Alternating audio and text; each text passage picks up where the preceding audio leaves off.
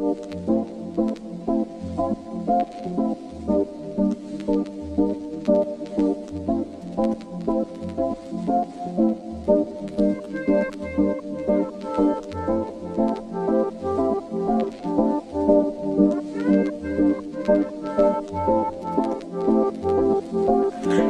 can have all that you wanted, darling.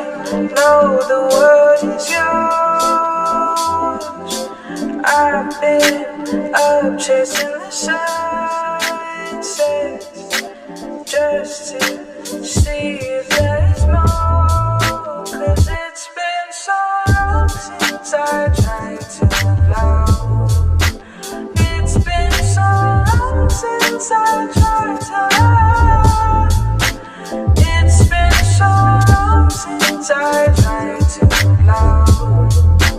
It's been so long since I tried to love.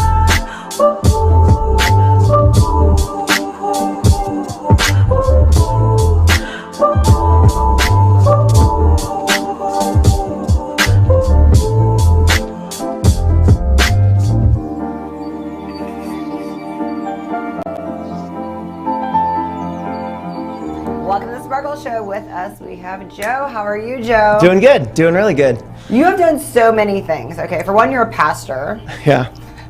Which I know that doesn't really fit the whole thing going on there. Is that what people say? Oh yeah, it's not it's you don't look at me and say, actually funny, on a golf course it's a game where people, whoever I'm golfing with, they're like, I'll give you 100 guesses to guess what this guy does. And so nobody's ever guessed it ever in 30 years. So How fun. yeah, it's crazy. But I get it. So it's like, listen, I tattooed my hands. I'm not a great decision maker. Let's just go with that. So Well, they're all nice ones. This is praise. That's a good one. They are nice. They are nice. No hurry. Explain that one. It's no fear, no hurry, no worry. God's got it. So it's kind of, actually almost all my tattoos are messages to me, not to other people. It's just to remind me to just calm down, chill out, have fun, trust God, dream big, stuff like that. So how long have you been a pastor for? So been in full-time ministry for 20 years. So 99, I was full-time in 99. So yeah, 21 years right now. Where did you go to seminary at? So I did a biblical studies degree. I did the undergrad. So I come from a mob crime family. So I didn't grow up in the church. So I'm from Chicago and grew up where I saw my one uncle arrested on TV as a syndicate guy, and my other uncle was the crime boss of Las Vegas before he was murdered for his position. So that's kind of the world I grew up in. So I kind of grew up like a thug, and then became a Christian right before I turned 21. And so I actually hadn't graduated high school. I was had dropout. So I got a GED. I was a professional rapper. It's all hilarious. I know. Another thing. Can you still rap? No. I was novel. Let's put that. This was getting more records sold than anything else. Was not about skill. That is so funny. Yeah. Wow. So then anyway, I was older when I went to college. I got a GED, got into a good Bible school, Trinity in Chicago, a really good Bible school there. And then after I got my undergrad in Bible, I was like, I'm ready to go, man. I don't want to get a master's. Let's do this. So that was it. It's kind of launched it from there. So what made you come to Fresno, California? Went to LA first. So I planted a church in my hometown in Chicago where I'd never really heard anything about Jesus. I was like, I'd never, and so when I became a Christian, I'm like, everybody needs to know this. So I was like, I'll start a church in my hometown, and I did, and it was super dope. It was like all my friends and family went. My dad was there, and it was really cool. So you got a lot of people into the church experience that had never been into it. That's right. It was like all people who had never been to anything like this before, and so it made for these really relational conversations. Honestly, kind of built into some of my TV career, because I'm used to talking to people who have no reference point, like about church or spirituality. So like I'm like talking to them at a level where I'm like, oh, I had all those same questions. And like when we're talking about it, I'm like, oh, I totally get it. As opposed to being like, you don't know about Jesus? I'm more like, no, I get it. Like it's crazy, it's hard, it's difficult. So anyway, started church in Chicago, felt led by the Lord to plant a church in LA and Brentwood on the west side. And then I moved there, and after I was in LA for a while, First Baptist had a big TV ministry on Fox, and I felt called to kind of be a part of their church and part of their TV thing. And then when that kind of wrapped up, I didn't want to leave the Valley. I love the Valley. And so I literally had opportunity to move away, and I'm like, I'm going to stay here. And so I've been kicking it in the Valley ever since. And So you like the heat? 7 years. I do. Listen, you live in Chicago, you see the sun like once a year. It's like, it's cloudy, it's rainy, it's cold. And so I like the sun. I'm into it. That's good. That's a great story. But how did you become a Christian? So it was actually through some friends. It was actually a kid playing basketball. So basketball, ultimately. In Chicago. We were high school students. I was a punk, and this great guy, Scott Kegel, he honestly, he had a church league. My school was like back-to-back state champions. I was new to basketball, but I loved it. I went to a predominantly all black high school. So it was only about 30 to 50 white kids in my high school. So that's why you rapped and played basketball. It's very stereotypical, right? It's a stereotype. But it was in the 80s, that's what we did. You know what I mean? Like, and I was that kid in the 80s who became a black guy. Like, I thought I was black for like 4 years. I just fell in love with the black culture. So I was like, what do black people do? And I started rapping, play basketball again, all stereotypes. But in the 80s, that's what we did. That's what you did. That was true. And so in the Windy City. In Windy City. So anyways, played in this kid's church basketball league, and ended up meeting his family, and they were the best people I'd ever met in my life. And it took about 7 years of them talking to me, but like loving me. I mean, I'm just straight street thug, doing everything wrong, and they're like, that's cool, we still love you. I'm like, really? Because I'm kind of horrible. And they're like, no, Jesus still loves you too. I'm like, seriously? And like after like 7 years of that, I was like, I was rapping actually at the time. I was like, I'm gonna check out this Jesus. That was it. It was that honest. That's a great story. Yeah. See, it's a black family that brought you to Jesus. No, they were a white family. They're just into basketball. Oh, I thought you said it was a black. No, black high school, white family. That's really cool. That whole group. So then, when you did create church, what was the dynamic of it? Was it a black and white church? Did you have good music? See, what I love about black churches is the music. I mean, white people just don't know how to. It's true. It's different. It's totally different. So tell me, you brought some of that to that. So it was great music, but it was different music because at the time everybody was into like grunge. So our worship was like Pearl Jam, not joking. Like, but at the time, so it was like drop D tuning. Like the worship started like. Like that was how worship kicked off because we were trying to be sincere and we were super into that music. That was our music. So we're like, all right, it's got to sound like this. It's got to be dope. And so, but yeah, my church has always been not only multicultural, multi-generational, and definitely men and women pastors because it's just super inviting. And honestly, it was just because we were more about the Bible than we were about church, and so we were just trying to model what we saw in Scripture. That was it. Super honest. So is it still running? The church you started in Chicago, that's still up and running? No, they ended up merging with another church. Okay. They became something else. My church in LA, we did that for 6 years, and it was mostly artists, actors, singers, and all stuff like that. And honestly, we kind of ended together. We kind of said, I think we're done. I think we were just supposed to do this for a little bit. It was a dope community of people. We loved each other. We all grew. We kind of just all got healthy. It's kind of a place that we just got healthy. And then we were like, I think we're good. And then came to First Baptist, and now the church I'm at now is First Street Church. And I co-pastor with one of my best friends. Started in a cigar lounge in Fig Garden. Wow. Yeah. Cigars LTD, Fridays, smoking cigars, talking about Jesus, doing missions work together. We end up bringing our churches together. Do you have cigar night at the church? We have cigars every Thursday. We have a cigar Bible study. So, I love that. I like cigars. I know awesome. It's like weird for like girls to like cigars. No, not at all. No. Well, it's like 30 to 50 people show up on a Thursday for cigars and a Bible study. So you are so incredible. I love this. Okay, I'm so sorry. I got sidetracked because you've done some really cool things, and it's that's just such a small chapter, even though it's a big one. Yeah. So you wrote a book. Yeah. And you have a documentary on the History Channel. Yep. And you said did you host one documentary or you hosted multiple? I hosted that documentary, and then I've had a bunch of failed shows that never made it to TV. So I'm good at failing. So I'm awesome at that. So I've done tons of shows that never made they didn't get on TV. They got really far, but then once it was like... I know how that process works. Yeah. And it's amazing how many things... are almost there and don't make it. It's all the way there. Made it all, and they're just like, you know what? We've seen enough of you. So I think the world's seen enough of you. So it's fun. It's okay. It's a good. Honestly, I make it It fits in everything else. I go after where I'm gifted, where I'm passionate, believing that's how God made me.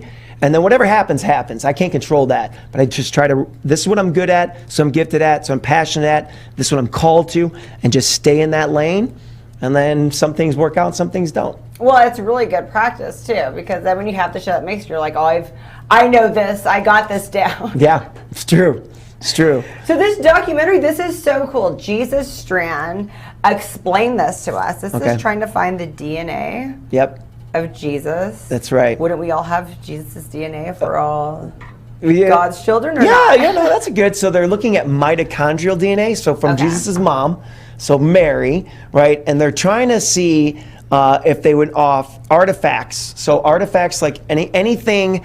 If there was a bone from Jesus' one of his brothers or sisters, or from his cousin John the Baptist, or from his cousin John, whatever it might be, and if there's any artifacts that have DNA on it, they want to use that and see if anybody alive today shares mitochondrial DNA with Jesus. Now, caveat, the assumption is that the person of the Shroud of Turin, people say that's Jesus.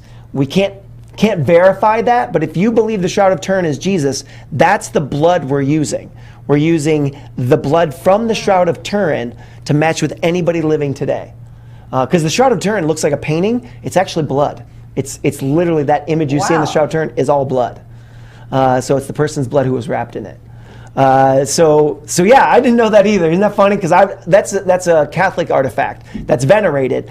I wasn't that familiar with that. So anyway, we end up going and doing it. This actually was on, here's the crazy part. This aired 2 or 3 years ago. It's still played around the world in 10 languages all the time. That's super fascinating. Yeah. That doesn't surprise me at all. And the day it aired on Easter, it was the most watched thing in the world. Like in the entire world, it's the most watched thing. And then the second time it aired was more. And then since then, on the History Channel, the most watched aired. But it was just compared to any channel. It was on History Channel, but it was the most watched show in the world at that time. The most watched on that day at the time. On Easter, yeah, it was the most watched show in the world. In just for that day, but it was still pretty crazy. That's a great, wow, that's so fascinating. So over this last Easter, they aired it 5 times over the week. It's funny, it's because my social media blows up with people from different countries. That's how I know it's airing. So it'll air somewhere, and they're always like, greetings from Germany, or greetings from Venezuela. So that's how I know it aired today in another country. So did you find anybody that was a match? They matched the mitochondrial DNA from the person of the Shroud with people who are called Druze, living primarily near Galilee in Israel. Currently right now. Those are the people. But again, so they didn't travel very far. They looked around the world, but that's where it ended up being. And they came back close to where they started from. I mean, it is. Wow. Yep. It's pretty cool. It was a great experience. It's funny is because when they brought me on to do it, I always tell people, I'm like, oh my gosh, you did this show. And I'm like, I was their 20th pick. They literally had like 19 other people rejected beforehand because they're just like, I don't want to do it. So it's kind of funny. I was supposed to be an expert on the side, ended up becoming a co-host that was helping. And by the time they edited it, they're like, Joe, this is your show. I'm like, okay, sounds cool. So that is so cool. Wow. I mean, think about if you were one of the descendants, because you know how people are always like doing that ancestry and they're like, I'm related to Lincoln, or I might be like, hey, I'm related to Jesus. I mean, it doesn't really get better than that. That's a good trump card. I'm related to Jesus. You mean. History Channel says I'm related to Jesus. How can they be wrong? Oh my gosh. Did you make good friends during that? I did. It was 25 days straight of filming. They spent like $1.3 million making it. Where's all the places you got to travel? So we went to Spain, Oviedo, Spain, because there is a secondary cloth that covers a person's face that they believe was the cloth that covered Jesus' face. We were in Italy, we were in Bulgaria, we were in England, and I think that's everything. I think we covered all the countries we were in. It was a blitz. We were just filming constantly. It was freezing cold. And then you guys got people to, hey, here's my DNA. I mean, how do you choose those type of people? Well, what ended up being is we found a group of people that, a people group first that shared mitochondria, because you can actually look up like DNA databases. You can actually see where people are. Oh, cool. So they were already willing. Yeah. You didn't do a casting call. Hey, let me have your DNA. Well, then, after we got there, we did do that though. We said, hey, within that group, that we said, because okay, we swab, and it wasn't me. So my co-host, his name is George Busby. He is a geneticist out of Oxford University, so he's super smart, and he did all that part. So he's like, people hit me up, they're like, hey, I got some science stuff, and I'm like, hey, I'm the Bible guy. I don't do the science stuff. I like it. I'm totally into it, but I'm, Well, yeah, you got to have one of each. You got to have the Bible guy and the science guy. That's it. So I'm always like, I'm down. I love science and the Bible are friends. I totally believe that, so I did the show. So then what gave you the wild idea, hey, now I need to write a book. Now that I have my documentary, I got my churches up, let me write a book. What's funny is the book came before both of these, because I didn't write it, the idea came. So I'm on a bus, I'm a youth pastor at the time, so I haven't started a church yet, and I'm all like, so I'm on a bus and I'm just with kids, and I'm just crazy young youth pastor, and I'm like, man, you know what I hate? I hate all the retellings of the story of Jesus in modern times. I think it's stupid. I'm like, he can't come again because he came before and it doesn't make sense. And I've always been this critical thinker. And so that's what kind of got me into all the documentary stuff too. It's just like, always think, it's dumb. I said, you'd have to make a movie or a show or a book or something about Jesus. And it started as a screenplay. I was thinking about a movie. I'm like, you'd have to first kill Jesus. And then baby Jesus, he couldn't have lived, and then you could tell a story about Jesus in modern times. And I was like, how do you kill Jesus? This is hilarious. I'm literally thinking this out loud on a church youth group trip. I'm like with kids, I'm like, how would I kill Jesus? I'm like, I need to time travel. Oh, so someone would have to get a time machine, go back and kill baby Jesus. Who would kill baby Jesus? Who would be willing to? And so I'm like, well, Satan would want baby Jesus then. But then wouldn't the world change and who would exist? And it became this really deep thinking about how could you do this? How could time not be affected? And that's where this story came from. So like this book kills baby Jesus like the first 5 pages. Spoiler. First 5 pages, Jesus is dead.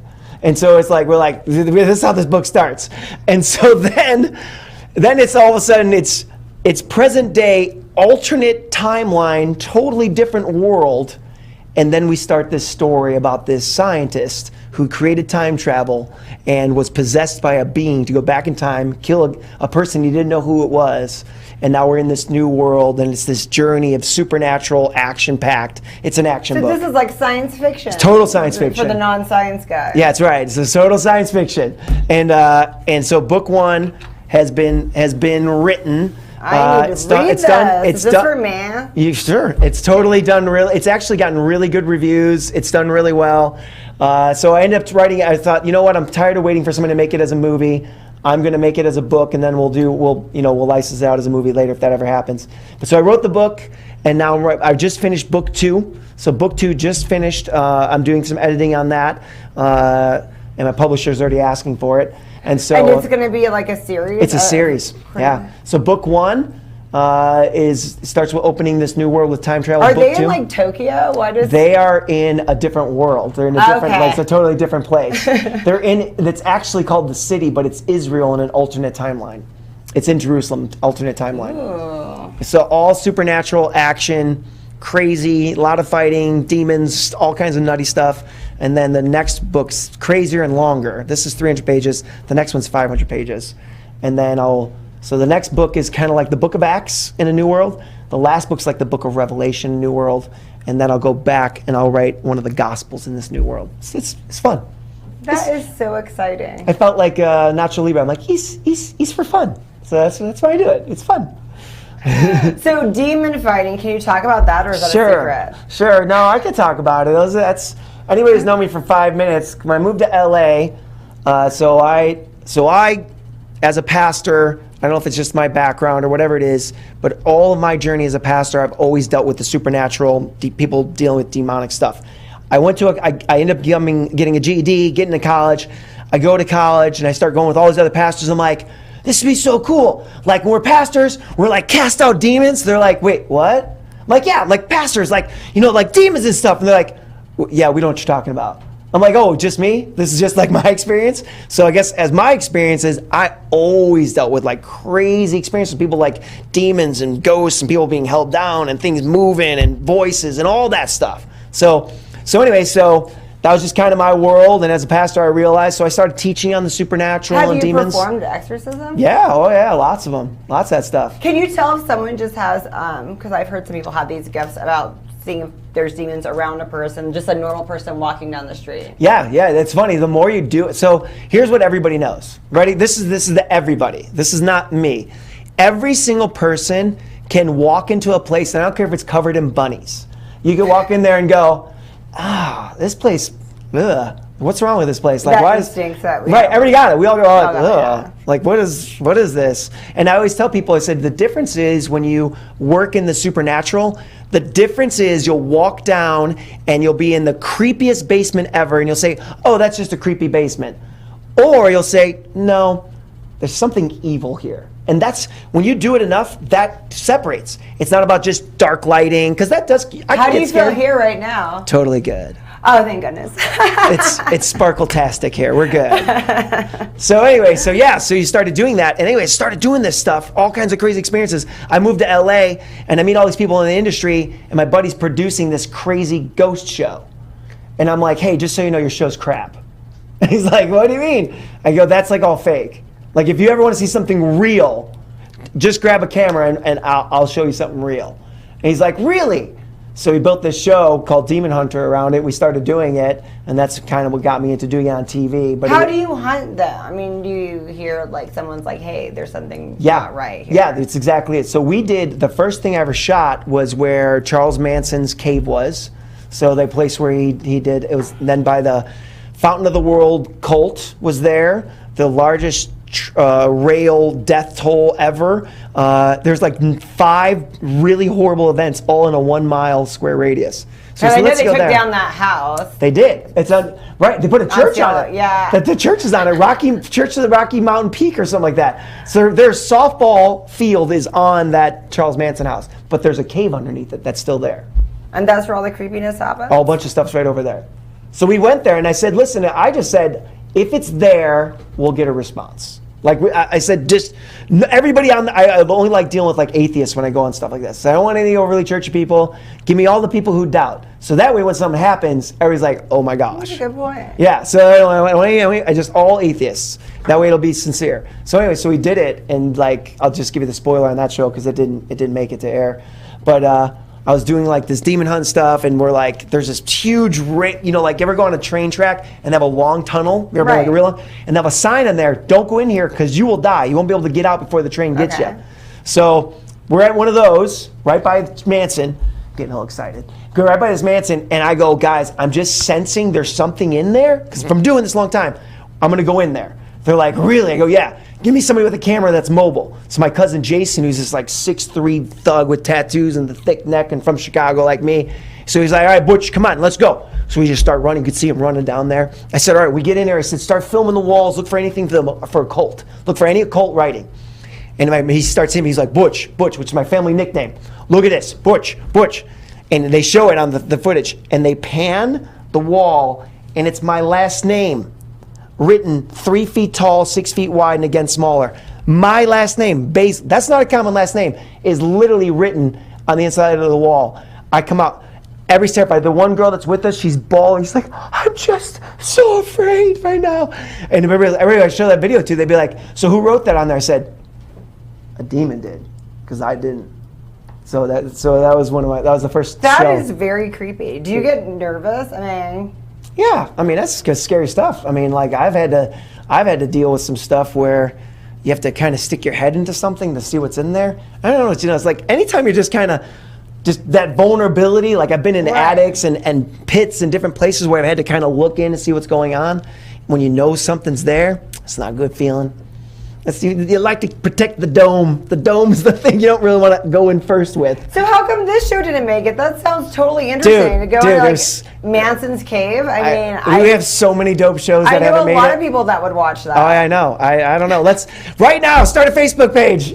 Let's get this on TV. Bring Demon Hunter back. So. Oh wow! Was that for the History Channel or was No, that was we do Discovery, a bunch of different channels. It's usually the same 5 we always pitch to. Discovery, A&E, Travel, all those same groups kind of all look for the demon shows. I just played a demon in a movie. I should have came to you to ask if I had it right. That's awesome. That's fun. Yeah, and they killed a priest in it. Oh, that happens in the beginning, so I think I could give that away. You're like, I haven't read it too much, yeah. Yeah, that happened like in the beginning. That's so I was fun. like, I don't know, yeah, if you could have been there and said, no, this is all wrong. This is fake. I demand some recompense. No. You could just tell me how to be a good demon. I could have. Hey, honestly, there's lots of good ways to be a good demon. The range is huge. This is so fascinating. So people really call you up and like, hey, they did a lot. Here. Yeah, I still get it. I've done enough stuff here in Fresno, even, and people just find me. I don't advertise. They just, word gets out because it sounds crazy. So you have to people have to kind of like almost like, well, I heard this. It's almost like this backdoor thing, like, well, I heard this one guy deals with demons, like maybe talk to him. And so I've had some crazy stories in Fresno already. So that could really just happen in a place, though? I mean, yeah, it doesn't have to be a person. Places are actually more common. And actually, Jesus talks about driving demons from a place. And that if you drive a demon from a place, to make sure then you invite God's Spirit to rest in it, or a demon 7 times worse will take up residence in there. So it's not just about removing them, it's about filling it. And so like that's out of a place. So actually, I've dealt more with hauntings of places than I have of people. So like you can go in there and pray on that spot, and that's helpful. Oh yeah. Because I know a lot of people. You lived in LA too, like me. So they go in there and they like, this is bad energy, and they have people like go in there like, oh, we're putting better juju in here, or whatever. Totally. The best thing is to have people come and pray. Totally come and pray. Well, I would say when I did the shows, when I was doing some of the shows, we have another show right now that we're doing a little differently. But I'd always say the difference is all the ghost hunters were coming in there to observe. I was coming in to remove, and so whenever I'd come in there, that's why we got so much reaction. It's kind of like two alphas kind of like fighting off. So whenever I go in someplace, I tell them all the things to look for, so what the equipment to have, because it's going to happen no matter what. Like I just filmed something in a cemetery months ago around here, and I tell every time, I said, listen, the moment I walk in, if there's actually demons in this place, I promise you every animal within a 3-block radius will lose its mind. I'll tell you right now. So we get to the cemetery, sure enough, man. It's just like. And they say animals have that sense. And whatever it is, I don't even know what the deal is with it. I just tell people that will happen. It's absolutely going to happen. So if we're standing there and I'm not doing anything, you won't hear a peep. But the moment I start doing anything where I'm calling demons out, just be ready. All the animals will lose their mind. And we had this giant weird bird I'd never seen before. Like humongous crazy bird came down at us. It was insane. It was this weirdest thing ever, and we're like, what is going on here? So fun. Wow. It's a trippy stuff. It's really fun, and I always like bringing someone who's never seen it before, because they're the best. Like, how you feeling? Am I making this stuff up? You tell me. Is this scary? Because I want them to be like. So what's the next phase here? We're going to have to make number 2 of the last Qumranian. And what is a Qumranian? No, it's good. Last Qumranian, it comes from the idea we're talking about, right? Okay. So heard of the Dead Sea Scrolls? Yes. Everybody's heard of the Dead Sea Scrolls. And so the Dead Sea Scrolls are from a place called Qumran, next to the Dead Sea. And so they were a group of Jewish people who separated from society, almost like the Amish, and said, we don't like what you guys are doing. We're going to wait for the Messiah ourselves. And so what ends up happening is they end up disbanding, but all their scrolls that they used were actually found in a cave in the Dead Sea, and that's why they found them. So they're the Dead Sea Scrolls left by the Qumranians. In my book, fictionally, they don't disband. What they end up doing is they build a compound beneath the Dead Sea, and they've been existing secretly in the world for thousands of years. This is so exciting. So that's what it is. So they're this secret society living beneath the Dead Sea for thousands of years. Where can we buy it? Anywhere. It's Amazon, Target, Walmart. Oh, you can order it on anything. Even on Target too? Yeah. Go to any website. It's available anywhere in the world on anything. So on anything. Get out your Kindles. Order it up. So we have this book we're working on second, and then what are you working on, a new series? So no, I'm gonna finish this series. It's got 4 books here. So right now, the next book, all this supernatural demons. By the way, so demons come into this big time. There's some big. So you got science fiction and demons interacting in these books. So I just finished book 2. Then as soon as I get book 2 to publish. I'll be writing book 3 and book 4, and then I'm going to do some cool Old Testament stuff, David's fighting men, and do these stories about the Nephilim, where angels mated with humans. That's in the Bible, and I'm going to be weaving these into some pretty interesting, fun stories. That is so exciting. So we got the book. What about as far as the screen, the big screen goes? Big screen. Because you got, are you doing a sequel to the Jesus Strand? No. So when we were filming the Jesus Strand, we looked at some other spin-off shows for that. So right now, the next show I have in the works that I'm working on, I have 2 demon shows in the works right now. So we do still get our demons. Maybe. We'll see. I'm 0 for 4. Who do we write to say, hey, we want to see demons? A history show? Write history. Tell history, because I've tried to pitch them a history version of a demon show. So, but yes. But it would be cool, the history of demons. Yeah, there's really super dope. Like, it'd be so fun. Even the people you talk to would just be like some seriously wacky people. They'd be just fun to talk to. You know, people who are way into demons are kind of, you know, little bit weird, but they're fun for interviews. You know, like, oh yes, I've talked to Kreslamalor. I've worshipped him recently. I'm like, okay, all right. You know, it's kind of some nutty people. That would be fun. No, well, if there's a place we could write at the History Channel, that'd be funny. Because I mean, I think we need to see more of this stuff. Well, that'd be fun. I'd like it. So we got this, we got that, and church. Okay, as far as that, when are you giving sermons at that? Okay, so me and my co-pastor Ryan Paneer, he is dope. He's a great preacher. So we speak every other week. Partner with a great cigar buddy, but also just a fantastic speaker and preacher. Good man. So anyway, so on Sundays at 10 a.m. right now on Facebook, you can see us. And then we're going to be doing live services. We'll be promoting that. So we're actually going to do outdoor services. So we got this really cool concept. So that way to keep people safe. So they'll still wear masks, but we're going to have this out in the yard, out in our backyard. We're going to put up a stage. People can drive in. You can do a drive-in. You can bring your own chair, or you can watch on Facebook. We're going to do this cool outdoor venue coming up in a few weeks. But right now, you can just follow us on Facebook, firststreetchurch.com. Every Tuesday and Thursday, we do a 1 p.m. interactive. All of our stuff's interactive online, so it's all questions and answers. So our sermons are interactive as well, because we want to hang out. So I think today we did a Bible study. I think by the time we were done with 300 comments. So we usually try to go for like 1,000 comments for engagement. We really want people to feel like they're a part of it. So Tuesday, Thursday, 1 p.m. on Facebook, and then 10 a.m. right now on Sundays until we go live, until we actually start doing live services. And then you have ministry. Do you have different like ministry nights as well? You were saying Thursday night you guys have the cigar night. Yeah. So yes. So Wednesday mornings we have a men's Bible study. Okay. There's a huge online women's Bible study. It's like 300 women a part of it right now. Oh wow. Yeah, it's pretty dope. Denise Baronian, our pastor, our women's pastor, she's awesome. So people can hit me up on Facebook. I can give them details on that.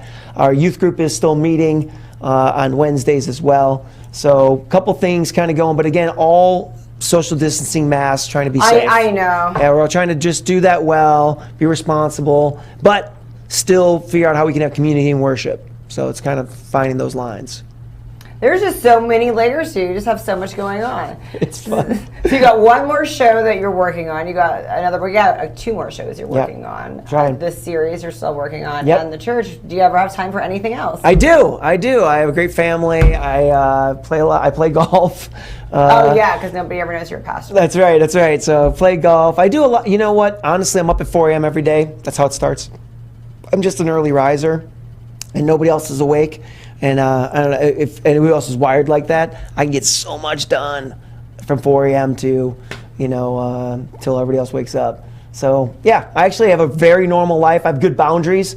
I know I'm pastoring right now, but I still believe in chasing your dreams and your passions, but not at the detriment of your health, especially not your mental health. So I'm big into mental health. Like, get counseling, take care of yourself, have good boundaries, know that you're loved. Make sure you're doing all these fun, passionate things from a place of I'm loved. So do you offer a lot of counseling at the church? We do, but we recommend professional counseling, but we'll do some counseling too, but we recommend get professional counseling. Counselors, you guys are heroes. Love you guys. Well, thank you so much for coming on and hanging out with us, Joe. You're so fascinating. We got to follow you on Facebook, Twitter, and Instagram, right? Yep, all those. Joe Basil, Pastor Joe Basil. You'll be able to find me pretty easily. You're either Joe Basil or Pastor Joe Basil. Either one. I think on Twitter I'm at Jesus Tattoos. Makes sense. Ah. Thank you so much for coming on. Thank you for having me. This was fun.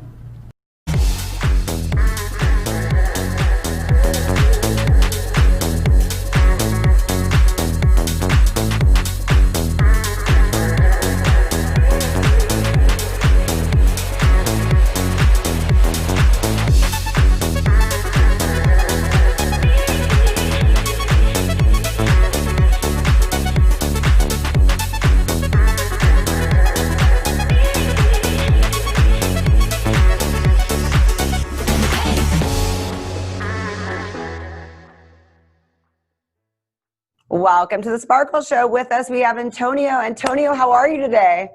Good. Thank you for having me. So excited to be here. Okay, so explain to us what you do. Well, I am a mental health counselor, and I recently relocated to New York City, which I'm super excited about, because I will be working with families in crisis, mostly with the teen, the child, but I'll be working with the whole family.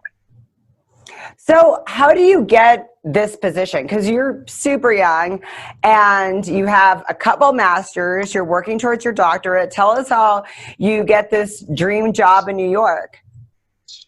Well, once I graduated, thankfully during my internship, I was doing a lot of this work already. And I was looking for jobs. I used to live in Florida.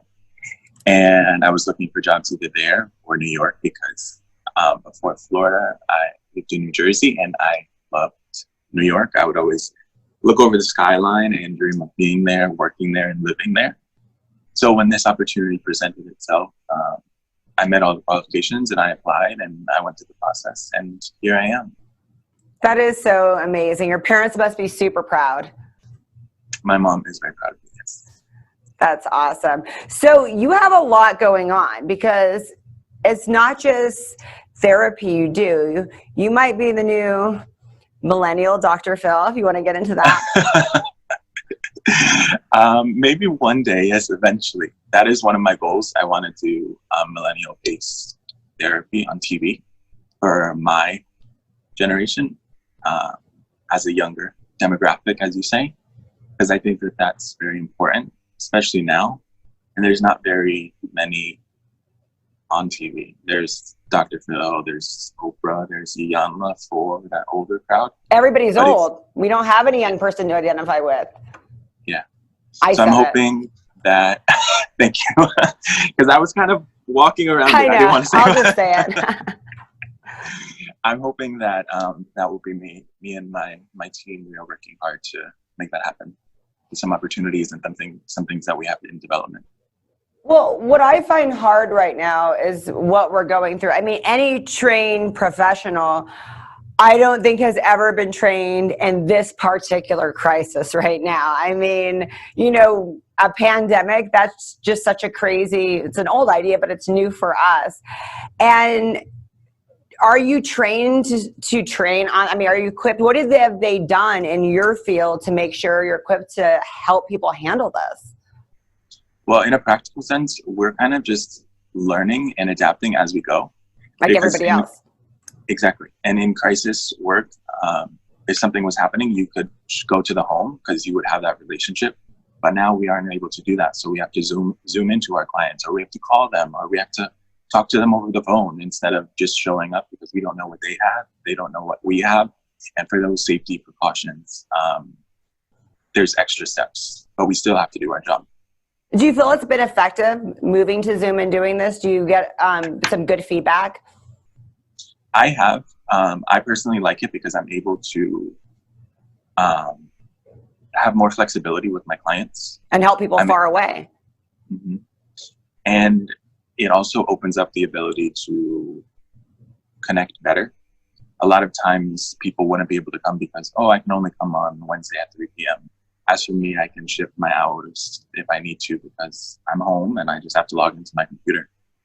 And it works well.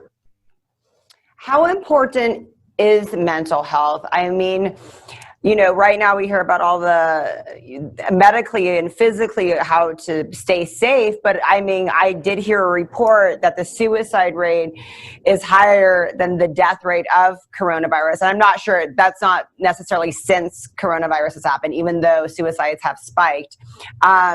So how important is mental health? I think mental health is like the evil sister that people don't talk about when it comes to the body. Because if we're sick, as opposed to breaking our bone, we go to the doctor. If we have a cough, we go to the doctor. If our eyes are not working, we go to the eye doctor.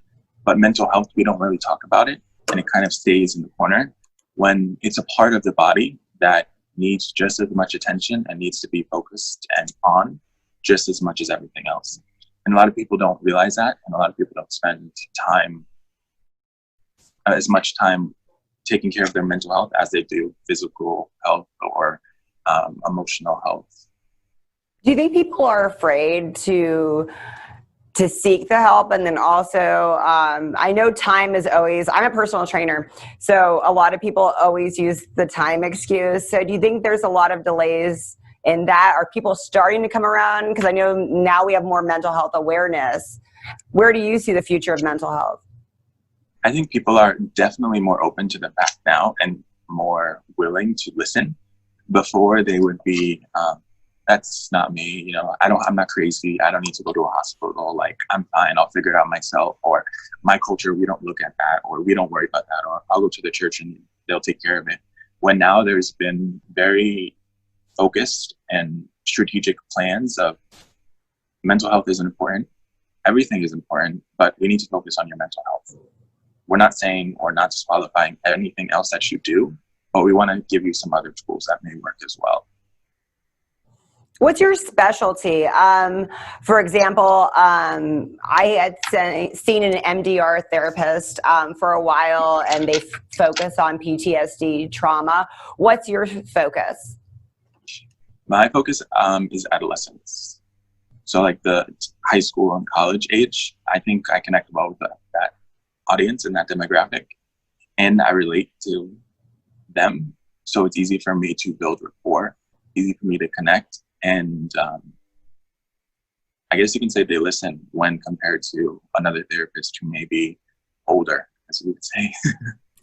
Do you have a focus though? Do you prefer, people with eating disorders, people going through homosexuality, people going through just different things they need to work through in this society, or not necessarily? It's all over the map, adolescents?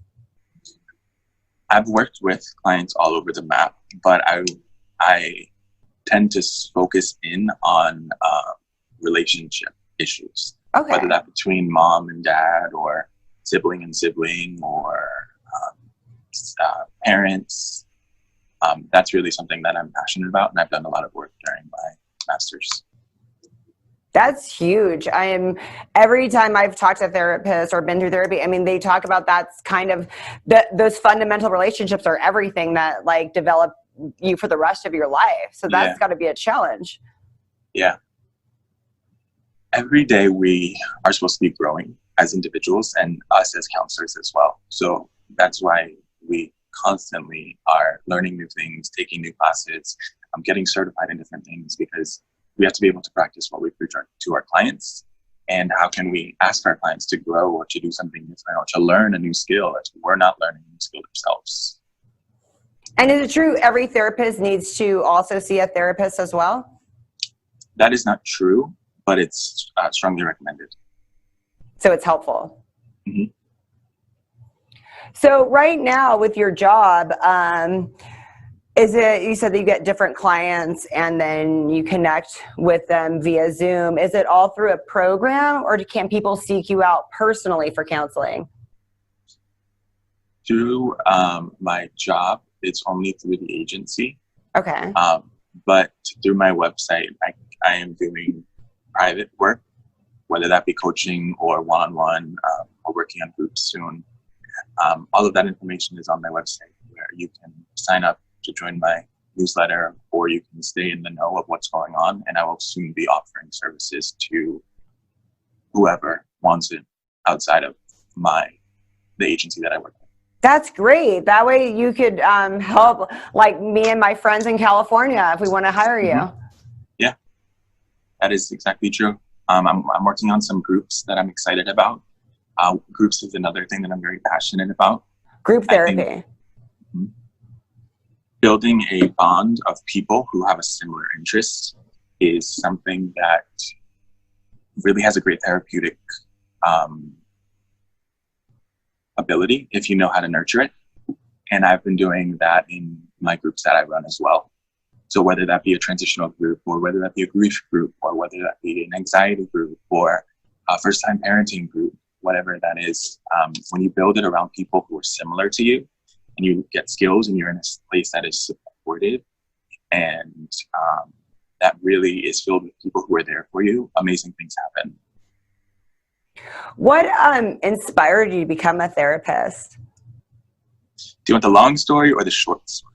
Probably the short one for the sake of No, the long one isn't that long.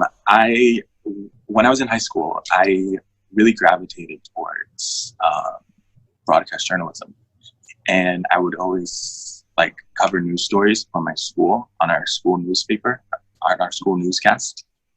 And I realized that I liked reporting on like current events and things that are happening and what's going on. And I asked myself, I said, how can I do this more? So then from there, I graduated high school and I went on to get my undergrad in media communications, where I worked even more on building my communication skills and reporting skills and broadcasting skills. And I would cover like current events and crisis events. But I realized that I didn't like covering them because I was covering them. I liked covering them because I was there in the middle of the crisis and I wanted to be more than just a reporter. So me and my mom, we brainstormed and I said, how can I do this? And how can I make this my life and make this my job and get paid for this? And then that's how I fell into counseling. That's interesting. So it's like you were so moved by these stories, but you couldn't, you're just a reporter. You have to be a non-biased. You can't say, well, let's do this. They're going to be like, yes. What kind of reporter is that? Exactly. Exactly. I can't like try and counsel them while I'm reporting their story and like wipe away their tears while I'm like trying to get a soundbite for the 10 p.m. news. Like, no, I can't do that. So I was like, let me just go to counseling. That is so, I love it. That's a great story. And that's also why I want to do TV as well, because I think you're able to reach more people. You're able to connect with more people. And there's not a lot of programming that serves this audience or this demographic or this need right now. And I'm hoping that we can create that through the initiatives that I'm working on. Well, and you know what the problem is? A lot of things become very commercially where you don't know how real things are, like Dr. Drew, and then you get in celebrity rehab and you get in all this, and you could tell a lot of things are staged and then they become really hokey pokey. So is the challenge going to be keeping it real? Yeah, that is always the challenge with anything in counseling, is trying to be real for your clients and encouraging them to be real as well, because the walls are often up with clients, and especially when there's cameras, the walls will, I'm sure, probably be up as well. But it all goes back to building that therapeutic relationship and going back to that bond and that special connection that only a therapist can build, because we're trained to know how to do that, or we have the ability and we have the resources, and we just think of how to build a connection with someone who may be totally different than me, who I may not even believe in their values or their, I guess values would be the best word, but I still have my job to do, and I don't really let my values or their values affect the work that I do, because values are secondary to mental health and mental well-being, in my opinion. What are some of the challenges you face in this job? Because I've also heard another statistic. I don't know how real the statistics I hear are, so don't quote me. But I've heard that a lot of therapists actually become suicidal, and that sometimes it's a lot to take in everything going on and compartmentalize and not carry it with you and carry it home. How have you felt with all of that? I have never heard of that statistic before. That one's actually new to me. But just like anything else, I wouldn't be surprised. We have the same thing with veterans. We have the same thing with doctors. We have the same thing with anybody in the helping profession. It just becomes overwhelming and exhausting, and you don't know how to manage it for yourself. Now, I can be super trained on how to teach you how to manage it, and that's one thing. Right. But doing it for myself, it's like I have blinders on and I can't see, or no, I got this, or it's not that big of a deal. When really it's like suffocating you, and you suffocate and you can't really do anything about it, or you don't get help and it's too late, unfortunately.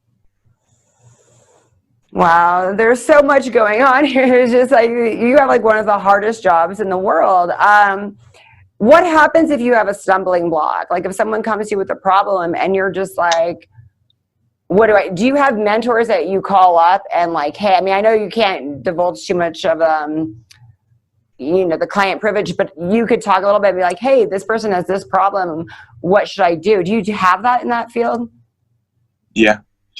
We have I have a lot of good mentors, and I have a lot of supervisors. During my master's program, I had an amazing supervisor who really was supportive like that, and I could call her up and be like, hey, this is what's going on, or this is what I want to do. What are your thoughts? At my new job, I'll have that as well. That's kind of one of the requirements is you have to have someone above you, because you don't ever want to feel like you're doing it alone. That's good. So even a director at an agency will have a supervisor who they can call and say, this is what's going on. What do you recommend? Or this is my thoughts, or this is what I'm trying to do. Plus, there's also other agencies that we can work with. There's police, there's other entities, medical professionals. So I think as long as you expand your network and you build a network, it works out well. Do you ever feel like you've given bad advice? Do you ever lay in bed at night and like, I shouldn't have said that, and go back? I know it's a really personal question, but I mean, it's one of those things people are wondering. All the time. I'm like, why did I just say that? Thankfully, though, in therapy, we don't give advice. That's a big thing that a lot of people don't know or aren't really aware of. Our job is not really to give advice. So if you came to me and said, no, this is what's going on, I wouldn't say do X, Y, and Z. I would kind of help you figure it out yourself. And by asking you a series of questions or walking you down a series of paths. But if you wanted advice or something like that, you would go to a coach, and the coach would give you advice. In therapy, it's not. They tell us we're not the problem solvers. We just support people through their problems. But there has been times. Yeah. There has been times when I'm like, I wish I would have asked this question instead of this question, or I wish I would have went this way instead of this way, or what was I thinking when I asked that? Yeah, I mean, I would think people would go through that all the time. Do you ever go back and then tell people, well, this is, let's approach it this way with like a new game plan with your regular clients? Yeah, with adolescents especially. Like, I think one thing is going to work, and I try it out, and for me, in my mind, it works, but for them, it doesn't work at all. So I'm like, okay, last week we did this, but let's rewind, and we're going to do it this way this week. Let's try that and see if that works for you. Because it's all about being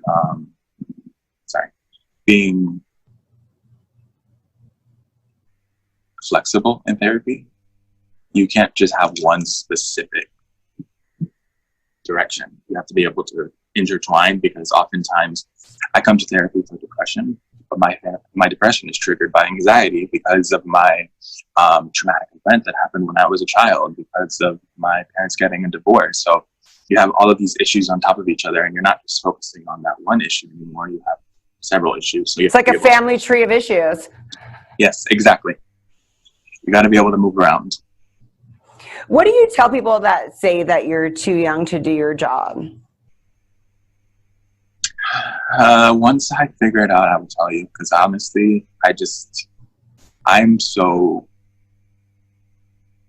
try and stay in my own lane, where people who judge based on the way I look are not that close to me. Because if you're judging based on the way I look, then you didn't even take the chance to look at what I can say, or what I can think, or where I can take you. So a lot of my clients, most of my clients, I've never had that issue. But if they do, then I tell them, hey, you have your opinion. Do you want me to find you someone else? I can give you a referral. Because at the end of the day, if that's the only thing that's going to be in your mind when we are in therapy, then I don't think it's going to work out too well. As blunt as that sounds.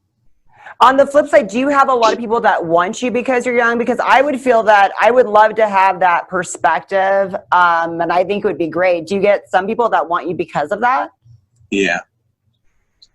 Yeah, a lot of people are much more open with me when compared to some of the other therapists that I know from the agency that I worked at.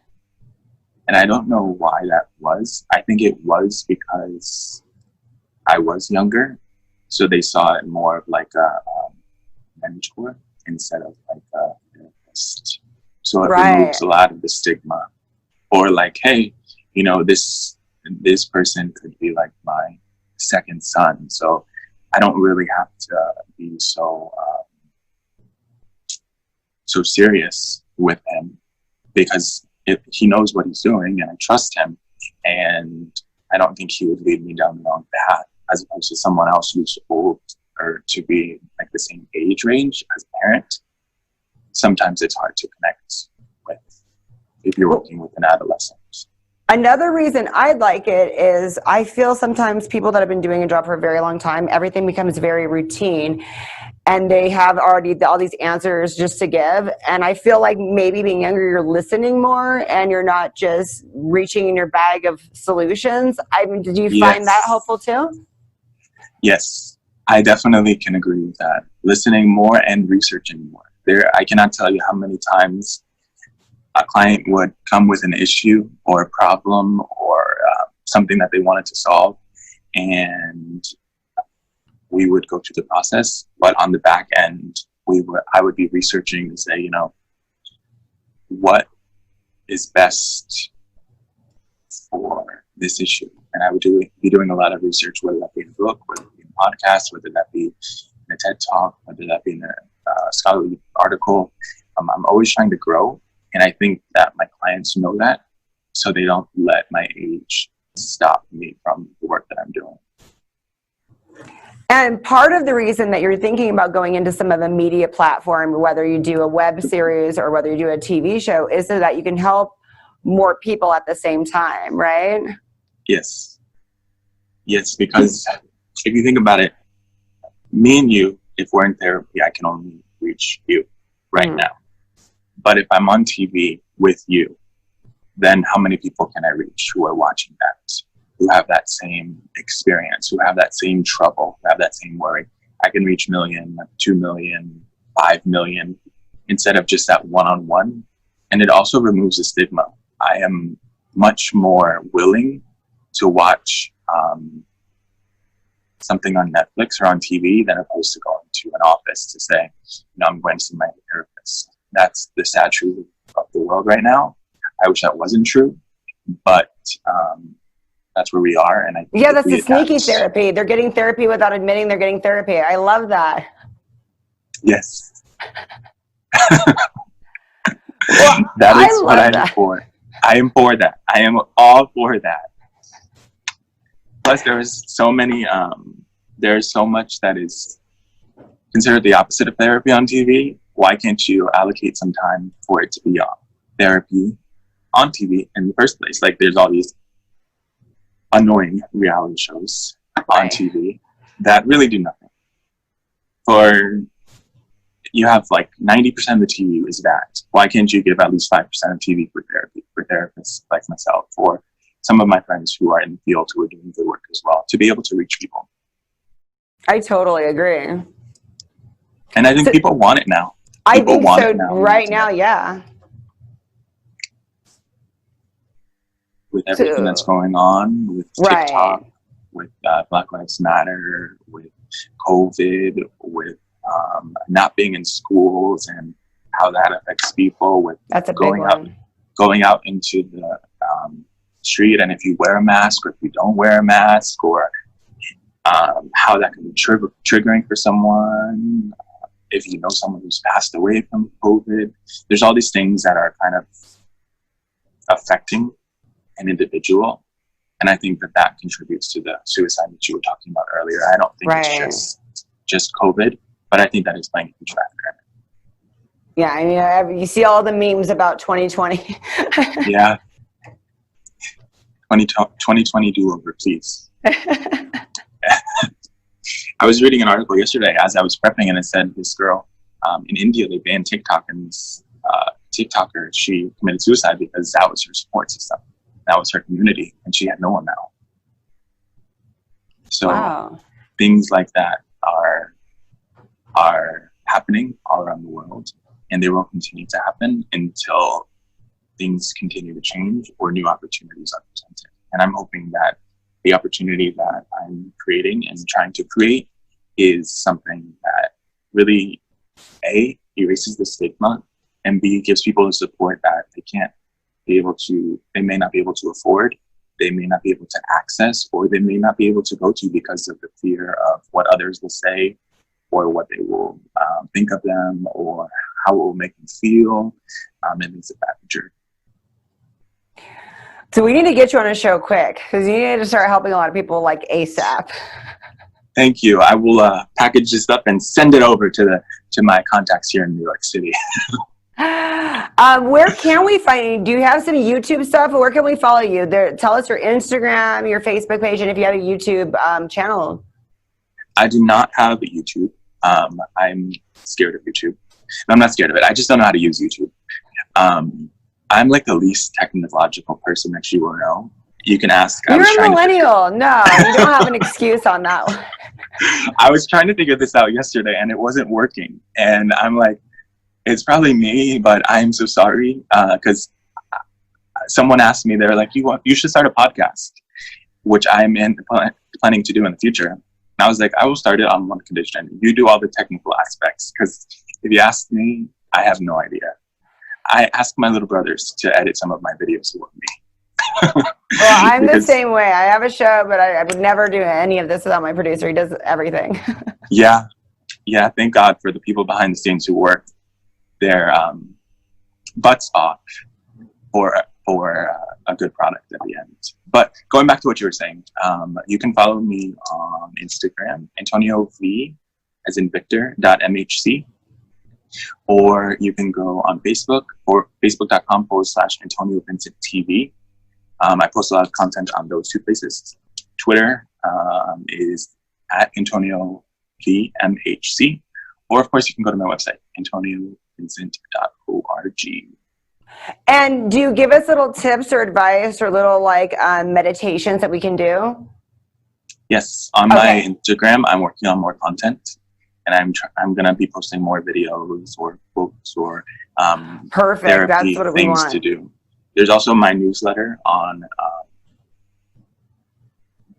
my website. Sorry, I was drawing a blank there. Oh, that you can sign up for. And I'm going to be sending some stuff through there as well. I actually wrote a book, an ebook, 17 ways to prevent conflict during COVID-19 that I'm going to be sending if you join my ebook. I love how you popped that on me at the end. I actually have not promoted that at all until now. So you guys will see it first.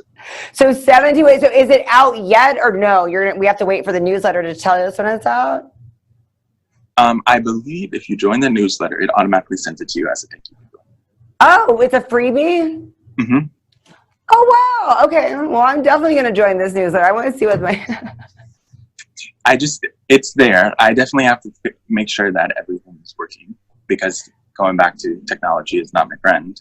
But that is there and it's already written and I'm going to give it to everyone who joins the email list, whether I have to do that one by one or the system will automatically do it. That is so sweet that you're giving us some free help. I really commend you for that. No worries. I like doing what I do, so it makes sense. Thank you so much, Antonio. Thank you so much for spending time with me. I know I just feel big things for you because you're just so awesome. So we're going to keep up with what you're doing. Thank you. And it was great to be on the show. And I love what you were doing as well. Your guests are a variety, which is amazing. I love how you don't stick to one type of person. You shuffle it around, and I think that's amazing. Thank you so much, Antonio.